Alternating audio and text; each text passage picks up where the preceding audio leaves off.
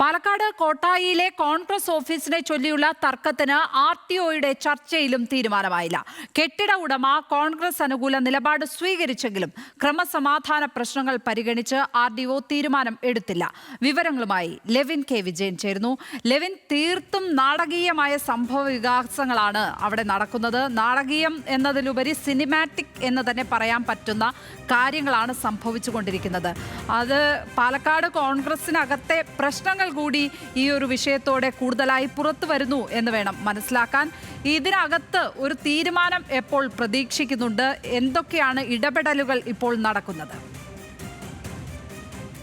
ലക്ഷ്മി, ഏറെ സംഘർഷഭരിതമായ ദിവസങ്ങളിലൂടെയാണ് പാലക്കാട് ജില്ലയിലെ കോൺഗ്രസ് പ്രവർത്തകരും CPM പ്രവർത്തകരും കടന്നുപോയത്. 2 ദിവസം ഇവിടെ നാടകീയമായ സംഭവങ്ങൾ തന്നെയാണ് നടന്നത്. ഉന്തും തള്ളും, ലാത്തി ചാർജും, സംഘർഷവും, കയ്യാങ്കളിയും വരെ കാര്യങ്ങൾ എത്തിയിട്ടും ഈ വിഷയത്തിൽ ഒരു തീരുമാനം ഇപ്പോഴും ആയിട്ടില്ല എന്നുള്ളതാണ് പ്രത്യേകമായി എടുത്തു പറയേണ്ടത്.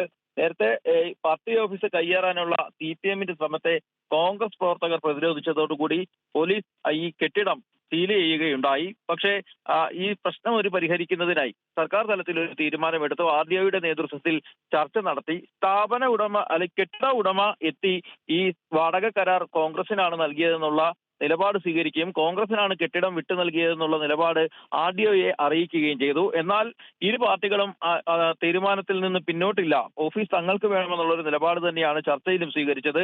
ഇതേ തുടർന്നാണ് RDO ഈ വിഷയത്തിൽ തീരുമാനമെടുക്കാതിരിക്കുന്നത്. ക്രമസമാധാന പ്രശ്നം സ്ഥലത്ത് നിലനിൽക്കുകയും ചെയ്യുന്നു.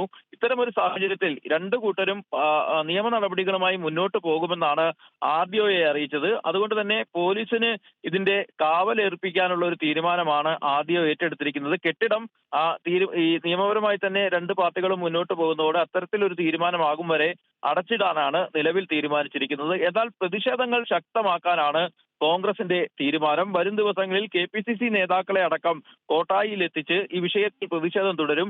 CPM ഈ കെട്ടിടം ഏറ്റെടുക്കാനുള്ള തീരുമാനത്തിൽ നിന്ന് പിന്തിരിയണമെന്നുള്ളൊരു ആവശ്യവും കോൺഗ്രസ് ഉന്നയിച്ചിട്ടുണ്ട്. ഇന്ന് രാവിലെ കോൺഗ്രസ് പ്രവർത്തകർ ഇവിടെ തകർത്തെറിഞ്ഞ കൊടിമരങ്ങളും മറ്റും പുനഃസ്ഥാപിച്ചു. ഏതായാലും പ്രശ്നപരിഹാരത്തിനായി കാത്തിരിക്കുകയാണ് മറ്റുള്ള അധികാരികളും. ഇരു പാർട്ടികളും നിയമവഴിയിൽ മുന്നോട്ട് പോകുമെന്നാണ് അറിയിച്ചിട്ടുള്ളത്. ലക്ഷ്മി.